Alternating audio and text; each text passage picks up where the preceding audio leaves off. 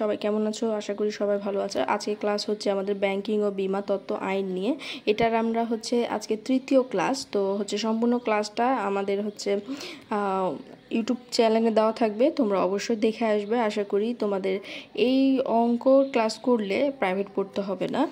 তো এইখানে এই যে প্রবলেম 3, এই যে প্রবলেম 3 এখানে সকল এন্ট্রি দেওয়া আছে, এই যে এন্ট্রি দেওয়া আছে এখানে তার সলভ করা আছে। আমরা এই যে দুইটা ওয়ার্কিং আছে, এই ওয়ার্কিংয়ের মাধ্যমে এই যে ওয়ার্কিং আছে interest on loan, interest on cash credit, interest on overdraft, amount charge against current account, এগুলা ফিক্সড। এটার প্রতিটা অঙ্কতে যতগুলো অঙ্ক আছে 9টা অঙ্ক আছে, এই 9টা অঙ্কতে এই 4টা ফিক্সড, এর কোনো পরিবর্তন হবে না। টাকার পরিবর্তন হবে কিন্তু এই এই এন্ট্রিগুলোর কোনো পরিবর্তন হবে না। এটাই হচ্ছে current calculation of interest income, এই 4টাই।